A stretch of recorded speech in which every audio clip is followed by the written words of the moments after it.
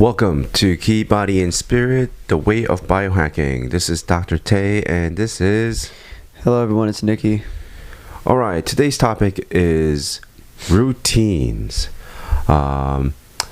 Routines is one of the most important aspects of everything we're talking about, and wrapping it up and executing it and formulating this aspect of creating a routine for yourself, whether it's diet, sleep habits, exercise, all of these things.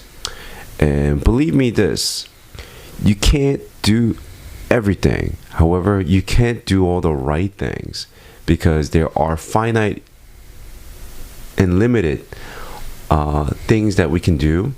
And the basic principles is that we eat, we pee, we poo, we drink, and we socialize. And by observing these components, we can map out our life, and either we can do things that can really serve us or really, go against us. All right. So, Nikki, do you want to start us off with some of the routines that you do and how it's changing since you got back from school? Because there was I also want to talk about transitions because right now there's a huge transition about to happen for so many people, right? Right, and well, I have a lot of routines. They do change depending on what I'm doing, but I think starting one is one of the most important. Sticking to one is one of the most important aspects of a lifestyle change. Yeah. In order to have an effective lifestyle change, if you want that, you'd have to find a routine and stick to it. But some of mine, every morning, I prioritize getting sunlight in my eyes. Right when I wake up, I'll usually open up my blinds and just kind of not look directly at the sun, but like open my eyes wide and get some sunlight. It helps with setting your circadian rhythm, which is a routine. Your circadian rhythm is a biological clock, pretty much, and it's super important for your sleep cycle, for your REM sleep. So you want to have it dialed in, and getting sunlight in the morning or when you wake up is very important. And if you do some type of night shift where you wake up late at night, getting some sort of really bright artificial light in your eyes when you wake up is a good idea. Another routine, I guess, is my diet is also a routine. Yeah. I eat at specific times. Sometimes I'll intermittent fast. That's part of a routine. And I've been following the same diet, but I'm following a nutrition routine for maybe 3.5 years now. And so I've been away from the standard American diet for a long time, which is a good thing. Yeah. But working out 3 days a week is what I shoot for. I opt for very short but effective workouts where I'll only go to the gym for maybe 30 minutes, but I'm constantly lifting in those 30 minutes. I take very short breaks, maybe only a minute, 2 minutes, and I'll do really slow and I'll really focus on the contractions. But I do that 3 times a week. You can definitely overwork yourself. People that are going every day, you will build strength, but you can also damage tissue. Like, Nikki is doing, one of the things I really like that he does is the exercise routine for 25 minutes, high intensity.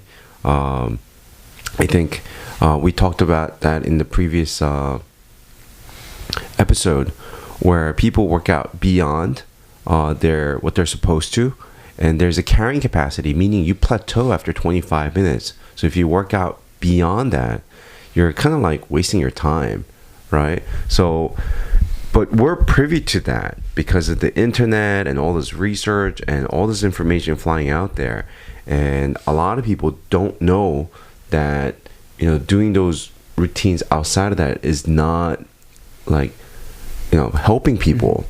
So for example, the fitness industry, they sell 1 hour, right, of something. And that 1 hour, if the high intensity interval training exceeds 25 minutes, so in that 1 hour, what can people do? I think people can focus on stretching, breath work, things of that nature. And we talked about that in the past. Yeah, they could do different types of training. Like for a certain period of time, they could do hypertrophy training, and then high interval intensity training. So they could split that hour up. Mm-hmm. But I try to kind of cram. I only do 3 exercises as well, or 3 or 4, depending on how much time I have. Yep. But I'm not someone who's on the bench for an hour, or on the squat rack for an hour. It's just I don't really like when people do that, so I don't do it myself. And I like to get in and out, What are the core exercises that you focus on, like muscle groups? Chest, back, arms. I don't do my legs because I do a lot of like activities with my legs. Like a lot of my hobbies are like I'm on a men's basketball team. Yeah. I skateboard. So like I'm always working my legs. Yeah, so yeah, I don't work on them at the gym. Okay. Chest, back, arms. I do a bench press. Right now I'm doing an incline press. Yeah. Just to kind of switch things up. I do rows for my back, and I do dips for my triceps, and curls for my biceps. And I do 3 sets of each of those, and then I'm out. I'm gone. What about squats? I don't work my glutes. I kind of leave that under the umbrella of the Your stuff daily that activity. Yeah. Like skateboarding I probably and all that should do stuff. them. Yeah. Because I don't really activate my glutes too much. Okay. But yeah, maybe I'll throw it into the mix if I've got time after work, maybe. So my diet's been really changing with my coworker Giuliano. Him and I decided to eat more fruit, meat, and vegetables, and really away from carbs. Yeah, grains. Yeah, a lot of. So I've cut down like tremendous amount of grains. I think I have like less mucus because of it, and my energy is has always been good, but I'm trying to introduce more beans, amino acids. I think that's lacking in my diet right now, and so my diet's been changing a lot because of this. My friend started working with me in the office, and he's been instrumental to bringing that all together. And the guy's a good chef too, so like kudos to him. And now we're just trying to make it up to the next batch. So I'm making, what is that? Microgreens, right? The broccoli microgreens. I'm getting ready to make some hemp microgreens. So if you combine those two things together, are you familiar with microgreens? I've heard you talk about a little bit about them. Microgreens are like seeds that are being sprouted, and before they grow to a certain length, when you consume it in that fashion, for example, for broccoli, and I'm talking about broccoli, different research says different things. It ranges from like minimum 16 to 26 to 42 times more nutrition than the same amount of weight of broccoli, right? And in health food stores and health circles, like broccoli microgreens is like sought after because of all the health benefits, and it's been known to be like super anti-cancerous. So I've been incorporating that. It's hard to buy like few ounces for like $4 or $5, so I just grow it, right? And that's been serving me really well. And I thank my wife for putting that together, because her and I, like, we do it together. And I'm getting my daughter into it, so like she grows microgreens. And the other one is hemp microgreens. Hemp microgreens got all the amino acids that the human body really needs, except for one. And that missing one is in the broccoli microgreens. So if you eat it together, like, it's a great source of amino acids, everything your body needs in that regard. So like if you're like a weightlifter, or if you're into like being an athlete, high performance, like eating broccoli and hemp microgreens, like the foundations of everything what you need. And right now I'm trying to add one more thing to my routine right now, to make it better, which is to eat more beans and legumes and lentils. It's the common denominator for all the blue zones where people live over 100. And I'm like, okay, that's one thing I'm not doing. And I used to do it, and for those who are listening and wants to try out beans, if you eat like a half a pound of bean or a quarter pound of beans, next thing you know, you're giving off tremendous amount of gas. Your stomach is like moving in weird and twisting in weird ways. And yeah, I don't eat any beans. I'm not a big fan of beans. I'm also not a fan of blue zones too much. They're really kind of pushed as plant-based zones. Yeah. But if you look at the actual analyses, the statistics on their diets, they actually have been shown to eat more meat than most Americans. It's very interesting. Yeah. They've actually been eating more meat than the average Americans, but it's probably higher quality meat. It's probably not, hot dogs wrapped in buns that most Americans eat as meat. One thing that I've been incorporating into my diet more is organ meats. Yeah. I went to the Union Square Market in Manhattan. Okay. And I got like a third of a beef heart. Yeah. And some liver. Yeah. The liver is disgusting. It tastes terrible, but it's so nutritious. It's like really nutritious. I'll fry it up and then I'll put some honey on it to make it taste better. But the heart is good. The heart tastes like a really lean steak. Okay. And I'll just kind of put it on a cast iron, like sear it a little bit, and then I'll have it a little bit raw. And it's really good. The heart is good, and it's all super nutritious. And thinking back on our ancestors, they wouldn't throw that. If they were to hunt an animal, they wouldn't throw the organs away. So I've been trying to incorporate more organ meats. I would highly recommend trying the recipe for the liver. Is eating it raw. Yeah, a lot of people eat it raw. Yeah, I eat it raw. It's tough for me to eat it cooked because how bad it tastes. But yeah, once you cook, liver is one of those things. Like if you cook it or eat it raw, it still tastes bad. But the fine balance is sesame oil, right? Sesame oil and salt. Well, I've been using exclusively beef tallow in my cooking. Okay.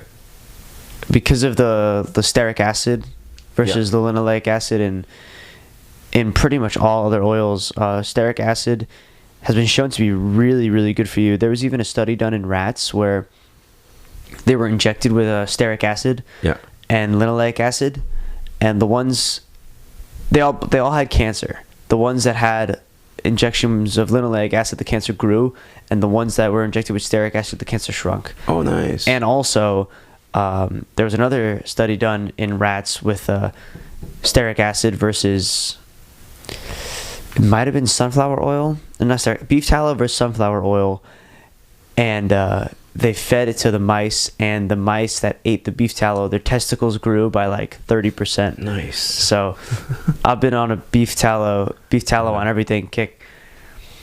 So I cook the liver. I'll slice it thin, and it's actually pretty cheap too. You can get a pound of it at Whole Foods for like $6. Okay. And a pound of liver, like that lasts me like a week. Yeah, so liver is something that it's not something you should be eating at long intervals. Yeah, I eat maybe an ounce a day. Yeah. Because very small amount because it's so nutrient dense. Yeah, it's very nutrient dense, and the vitamin A content is really high. And you have to eat like a good source because liver also stores like a lot of the vitamin A and pesticides. They bind together according to research. Well, I only get grass-fed. Yeah. If you're getting grain-fed liver, the grains are sprayed with glyphosate and other pesticides. So those are toxic to eat. Yeah. Those are toxic to eat. I don't even eat grain-fed beef, muscle meat, mainly because of the glyphosate. That they eat glyphosate full grains and it gets stored in the fat. You eat the fat, it has a little glyphosate in it, and glyphosate's really bad. Yeah, really glyphosate's bad. A huge carcinogen, and it's on pretty much all things that are not organic, which it's unfortunate that you have to buy organic to avoid it, but you can kind of skip on like oranges and watermelon because they have a skin that you'll take off. You don't eat the skin, so you could save a little money there. But things like apples, where pears that you're gonna eat the skin. I always get organic. I really try to avoid glyphosate, like the plague. Like, okay, so meats, right? We were talking about routines, eating meats, blue zones, right? I think the emphasis goes to a lot of people want more plant-based, more plant-based, more plant-based. However, like if I don't eat like meat, like I don't feel good. Yeah. Like at all. Like I feel depressed. Yeah, there was a lot of research done. Yeah. I don't have the studies saved because I have a lot of studies on like a folder on my phone. Yeah. I don't have them saved, but there were studies done where they took like brain analysis on vegans and vegetarians, and they found them to have higher instances of mental illness, things like depression. And what I think it seems like it stems from is a carnitine deficiency, creatine deficiency, and a magnesium deficiency. So meat's full of all three of those nutrients. Plants are packed with I think magnesium. Typically, they're not in the most absorbable forms. They're not in the most bioavailable forms. Okay. So you'll absorb much more of them from animal foods. So they observed that people that were vegan or vegetarian had more instances of mental illness. Okay. However, vegans do have one thing, better than people who do eat meat, is lower cancer rates, right? But that's questionable as well. Yeah. A lot of things are questionable. Okay. Moving forward, routines like diet, sleep patterns, and right now, a lot of people are, especially children, because they're in school and they're about to go into summer school, and parents plan out their like summer programs, their summer camps, their activities, where they're going on vacation, all of these things.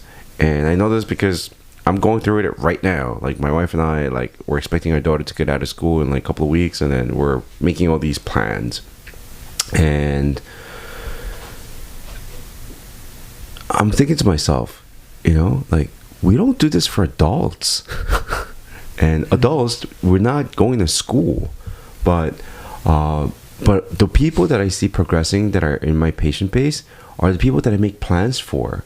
So like routines and plans are very, very important, because a lot of people have forgotten to make good routines for themselves, and they just let the world take them by storm, and they randomly and chaotically, in a harmonious way, they live out their lives regardless of what their projections may be. So they encounter people and they meet people and they follow their routines and things like that. And a lot of people lose some of the good routines and they adopt a lot of bad routines or bad habits. And I think it's good to have, especially like if you're out of college, I was gonna say college does that to a lot of people, where it'll give them some bad routines. It hasn't exactly happened to me because I'm so set on all this stuff. Yeah. But I've seen it happen to other people. Yeah, a lot of people get like caught into bad routines, and this is why people seek out like healthcare professionals. And it's not the supplement or the diet or these things like that. Is that the people who have like internal routines that's going to like set them straight are the people who really get things into a nice order. And the bad thing is that you and I are lucky because we're fascinated by the stuff. We're always like reading and things like that. But other people, they don't know how to like where to start. And I think that's why a lot of people are seeking and listening to podcasts to figure out what their routines should be. And like if I listen to a lot of like people who listen to the Joe Rogan podcast, like they're looking for routine. They just want like how ways to make themselves better. Yeah, they want to self-improve. And like there's a lot of ads that I see for my business. Sign up with me and you'll get 40 patients a week with my new marketing plan, and sign up now. And it's only, I'm like, one, I never heard of this guy. Two, they're all self-proclaimed gurus of business management, and they're very young kids, and I don't know how true that these things are really around. And like I guess if you're seeking like a career in whatever you're doing and you fall for it, it may or may not work for you, which is It's life. It's life. Basically, it's you got to do a lot of things. Like wake up, and they give you a routine. If you really think about it, wake up, do your business, market the crap out of it, and then and people pay for wanting to be in a routine, a healthy routine. So we've been doing this podcast for almost a year now, right? Yeah. So in October, I think we started. Maybe September. I think so. Yeah. Wow. So we made this into a consistent routine, right? We made a commitment and we stuck with it and stuff like that. So I'm really glad because we got a lot of information out there, and I think it's getting to a point where I can tell people like, hey, just if you like to spend more time with me, listening to like what my interests are in regards to health and wellness. Here's some of the things that you can learn about my life and the people around me that I spend time with, and try to build a routine for yourself. Okay. Linda, she's away, and I think this is her annual routine to go to this yoga thing. I can't wait for her to get back. And yeah, I've been seeing her Instagram. It's like she's in this like nice platform and all these beautiful trees, and it looks gorgeous. I'm jealous. I want to go to Costa Rica really badly. Yeah, I want to do yoga with her in Costa Rica for like a month. I think that's like a piece of heaven. Wake up in paradise, practice yoga, breathe. And I think from last time she was drinking all these like green juices that was different every single day based on what they picked that day or something like that in the jungles. I thought that was really cool. All right. I haven't been taking supplements for a long time. I was very religiously taking like so many supplements for a while because I saw you're reading about these things, and then you're like, oh, okay. And then at one point I'm like, okay, I'm doing way too many things. So I took a step back, and now I'm starting with the basics in my routine.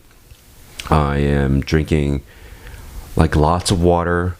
I'm eating much more like salts and magnesium in my diet. I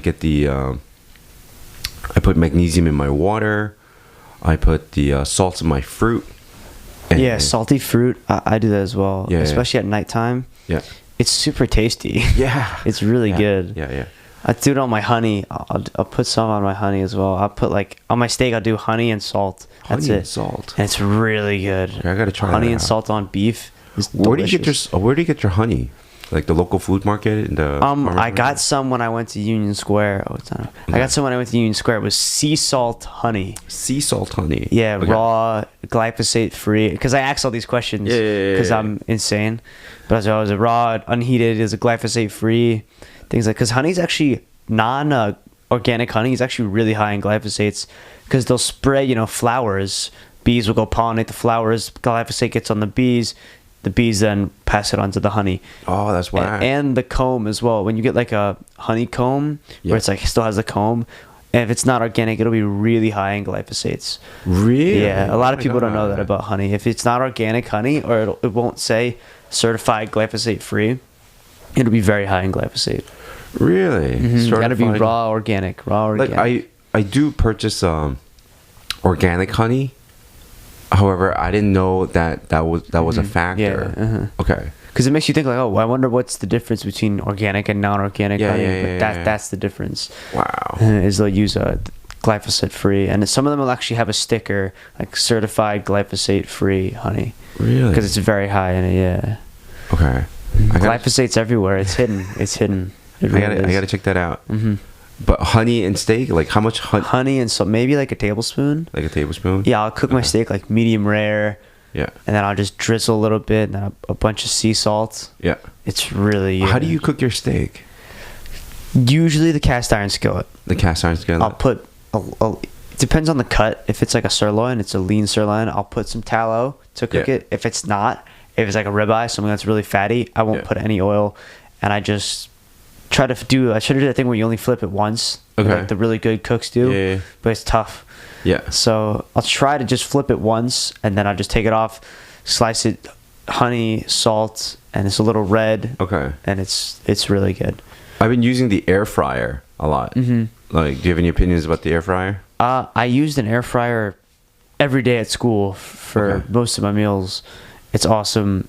I do have liners, the paper liners, so you don't have to clean it so much. Yeah. And also the non-stick coating Yeah. isn't super good. The Teflon, Yeah. it's I'm not really good into for that. you. Yeah. So I have paper liners. So I'll cook my food on a paper liner. I have to clean it. I don't clean the pan nearly as much. Yeah. And I'm avoiding that Teflon, but it's just so easy. I'll make a pound of ground beef in it. I'll just break up the beef into 4 squares. Yeah.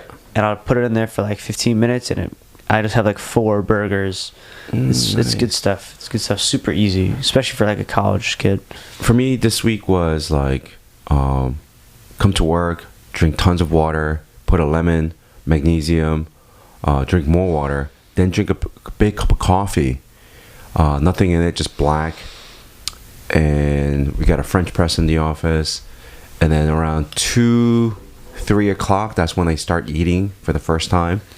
And what I'm eating is like pineapple, papaya. Papaya is super good. Yeah. Papaya. I've been on a papaya kick lately as well. They digest so well. They're full of an enzyme called papain. Yeah. Which helps digest proteins. Yeah.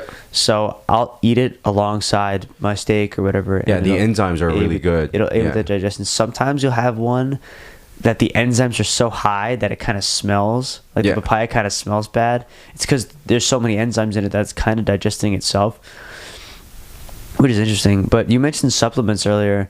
I also really cut down my supplement routine. Yeah. I take pretty much one supplement, Okay. which is vitamin K2. Okay. And it's because I don't eat a lot of dairy or Okay. raw dairy. If I was to eat dairy, I would eat raw dairy, raw Yeah. cheese or something like that. But I don't eat a lot of it. I don't tolerate it too well. So I would probably lack vitamin K2 is most available in dairy. You don't really have much of it many other places. There's a little bit in liver, but so I supplemented with that so I wouldn't be deficient in vitamin K, and the most bioavailable form is K2. So I'm absorbing all of that, and it's really important for avoiding dental problems, Yeah. cavities and stuff like that. All the fat soluble vitamins are really important for that. So I just take vitamin K2 pretty much.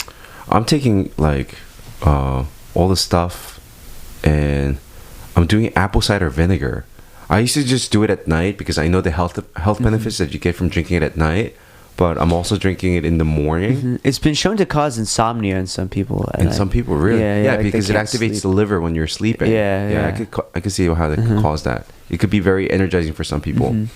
For me, I sleep through, and I've been doing a lot of vinegar throughout the day and at night, and a big bowl of fruit with salt, lemon, more vinegar, and what is that? I'm really trying to like clean out my lymphatic system, trying to prepare my lymphatic system for the summer. So that's my current routine. And you eat a lot of pineapple. Pineapple, yeah, the bromelain.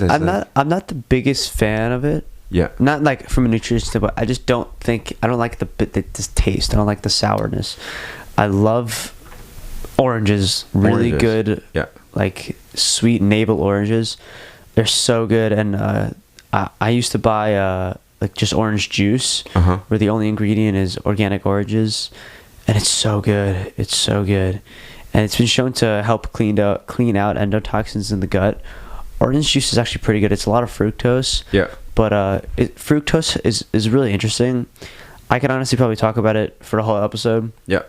Because it acts so different when it's in isolation, such as high fructose corn syrup. But when you have it with with peptin and things, pectin, which is fruit fiber, and things like that being there, it absorbs much differently. It metabolizes much differently than high fructose corn syrup. So when you think fructose, don't be afraid of eating whole fruit. Be more afraid of high fructose corn syrup and things that'll really mess up your metabolic Spikes up health. your sugar level really high, really fast, especially if you eat it with carbonic acid, which is soda. The fizz like pushes into your body a lot faster, right? So those things are really bad.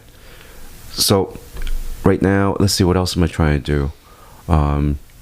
From the fruit, we transitioned into a vegetable we're trying to eat the protein last, and we're trying to cut down on the protein by like, we want the ratio to be like 80-20, right? 80% like fruits and vegetables and 20% meat.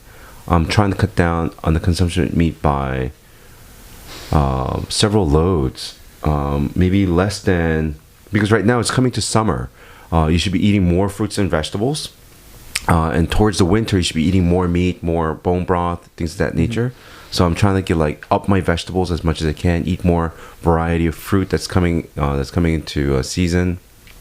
And supplement wise, I think I'm pretty much good. Like I think I went on the what is that?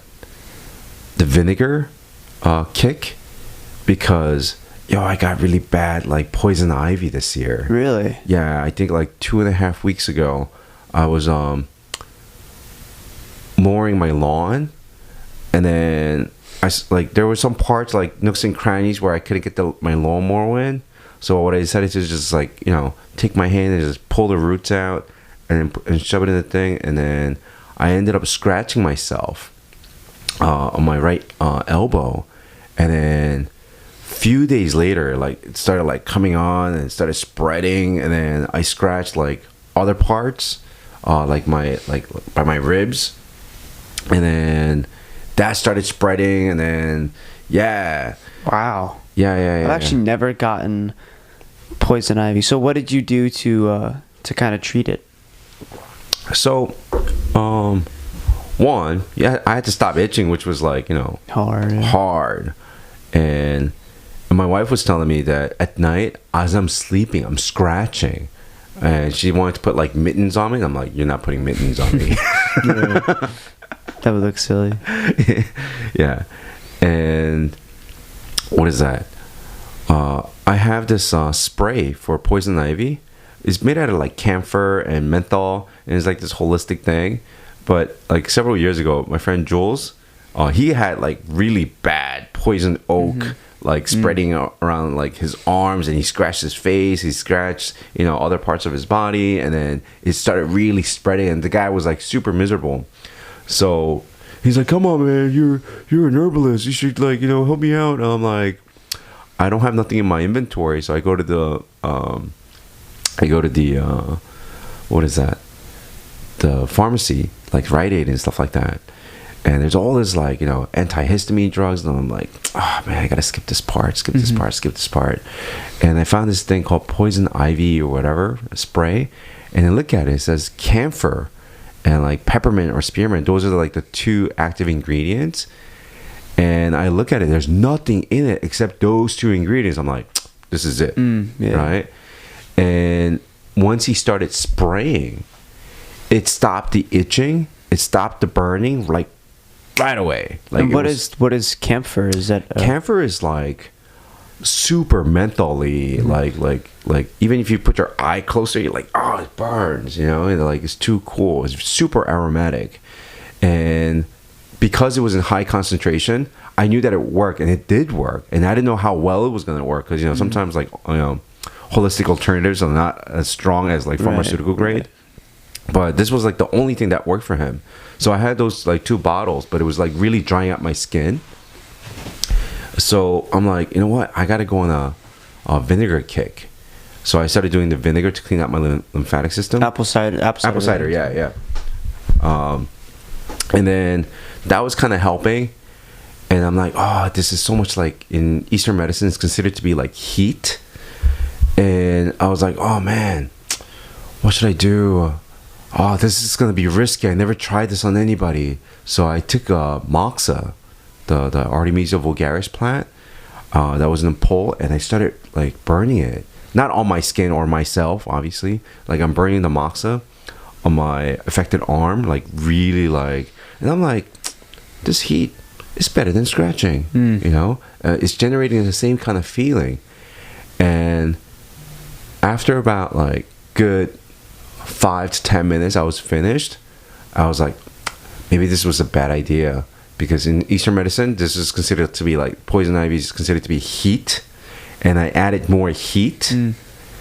But moxa moves blood. Right. It has the ability to move blood very, very strongly. And I took a cold shower, and I look at it. It was like 20% better. Wow. Yeah, right off the bat. Wow. And I woke up next day, like another 20% better. Within 3 days, I think I got the with the moxa under control, and it became like now it's like, you know, it's not even itchy. I know it's there. My body's just processing all of it. And how long ago was that? How long did it take? Well, the moxa was this week. It was 3 days. In 3 days, I got it like, and there are other parts where I scratched myself. I'm leaving that alone as my own science experiment, right? Because my arm was the part that was like really bad. I have it on my knee, close to my knee, my left knee and my right ribs. I'm leaving that alone, and they're small pieces. But the arm with the moxa is like it's like the itching and burning. But the other two spots are still itching and burning and stuff like that.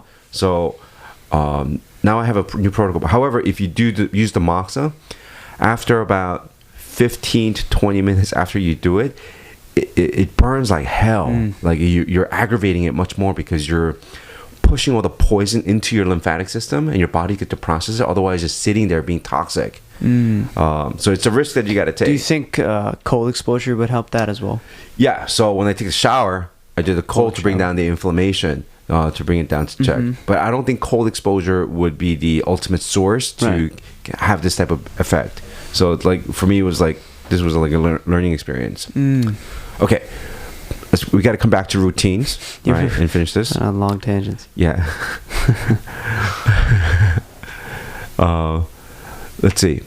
So I'm eating grass-fed meats. I'm trying to cut it down. I'm trying to add a few more things. Either grass-fed when it's a ruminant animal like red meat, and if it's something like pork, pasture-raised eggs, pasture-raised chicken, pork. That's what I opt for. That's what I reach for. But I do like beef more than chicken or pork. I'm trying to cut down on pork tremendously. Yeah. Really high in linoleic acid. Pork. Really? Yeah. I do eat it because it's so yummy. Yeah. But I love bacon. it is higher in linoleic acid than other meats. And especially if it's fed corn and soy, which is what most of them are fed if it's not pasture raised. I'm trying to get my hands on some elk meat. Me too. Yeah. I've been trying to for a little while, but it's tough. I had a friend at school whose dad made like elk beef sticks, and I got a few of them from him, and they were so good.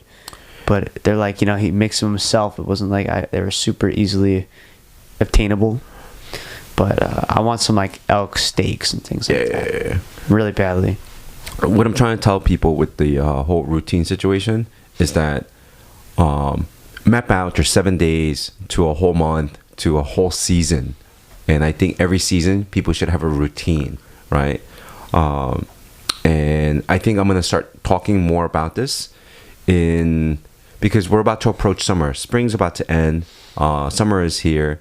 And I want to visit for each season about their routines on this podcast, because my summer routine is very different than my fall routine and my winter routine, right? Because this podcast is about there's people who just listen for that one episode, right? But there's people who are like, some of my patients are like telling me this, and it was a request actually, saying, hey, how do you, what do you do, right? I'm like, well, I do many things, and it's hard for me to tell you in one sitting, right? So I have a podcast, and this is how I'm trying to share my life. And I got this great guy, Nikki, there's Linda, and we kind of live this lifestyle. Yes, we're inundated in this lifestyle where we get to live like you guys, right, which is a standard American diet and living lifestyle. However, we're trying to bud this lifestyle and create this culture. And we all did it. I used to eat and live like every other person. I mean, I'm still, a normal person, but I dealt with things, health problems that made me have to change the way that I lived in order to thrive a little more, And I think that happens to a lot of people, and that's what gets most people into this. Yeah. into the biohacking, into nutrition, into fitness, into being healthier is some kind of wake up call. You know, if you keep going down this path, something's gonna break. Yeah, things might get bad, and that happened to me when I was only 18. Yeah. So I had to change myself, and I say it as a privilege that what happened to me because I've changed my life for the better. Yeah, for me it was hurting my back, and then learning all these, like traveling across the country trying to fix my posture, right? And because like I was like, oh, this pain and discomfort I'm gonna carry it for the rest of my life, so I gotta figure this out. So now I have this routine where I'm constantly fixing my posture, building muscles to make my posture better. But it's about sharing our routines, right? And I got to tell people who are listening to this, like, we got to make a recording of this, like, oh, this is not considered medical advice and whatever. Yeah, we'll play it we got to make a recording of that. Disclaimer. It's not. It's all our opinions, Yeah. And I want to do this our routine check. What are you doing for this winter? How is your recipes changing and things like that? And I'm gonna try. This is not a promise. I'm gonna make the attempt. I brought some of my other recording equipment to the office, and I want to, at least on TikTok, right? Mm-hmm. Minimal editing because I suck at it, mm-hmm. right? I just want to post pictures like, hey, this is what I'm eating today. This is what I'm drinking today. Mm-hmm. Water with this, that, mm-hmm. and try to share it with the young I'm pretty active on our TikTok, but I only will make if I see a study, I'm like, wow, that's really interesting. Then I'll make a TikTok about it. If I don't come across one, I'll kind of wait until I find one that I really think people would enjoy. Yeah. But I think that is a good idea. That's a good idea. Yeah. Because then it's not just me posting on it too. Okay. I gotta get the okay from Linda though. Yeah, of course. Of course. Yeah. Linda's boss. She tells us what to do. We need our Linda back so she could tell us more things to do. We do need her back. Yeah. All right. It's coming to an end. This episode was about routines. Please hit that like button, subscribe, hit that notification bell, and please leave us a comment, anything, and share. And we look forward to seeing you on our next episode. I am actually preparing a lot of notes for us to talk about the exercise component. I'm gathering information about breath work, how to make your 1 hour of exercise very, very efficient. What is a good formula to how to exercise in 1 hour? And that's a routine that I'm kind of developing for myself and the clinic. And by the way, I have really good news, right? It occurred to me in clinic this past yesterday, actually. So I had a stroke patient that came in. I've been seeing him once a week. There was a kind of pause during the pandemic, and then he started coming back. And now this guy is walking around with his, walking stick. Wow, you told me about him. Yeah. That's incredible. He's walking around with his walking stick, incredible. And then I'm like, right, this guy's not supposed to be walking around, but now he's doing it by himself without any assistance. Wow, that's amazing. And a few hours later, I have a bodybuilder guy. He's been coming in, and he took 20 steps on his own without crutches or anybody holding him. So I want to talk about transcranial stimulation, what that can do. There's a lot of biohacking things with electrical stim on your head and the Fisher-Wallace unit and stuff like that. But needs its own episode. Yeah, it needs its own episode because you can stimulate these acupuncture points without anything, just using your hands. So the value of that one podcast is really high there, right? So I just want to talk about that in one of the episodes so stay tuned for more episodes. All right, on that note, we're going to prepare for a really good episode when Linda gets back, because and then looking forward to seeing you guys. Stay tuned. All right, take care, everybody. Everyone. Bye-bye.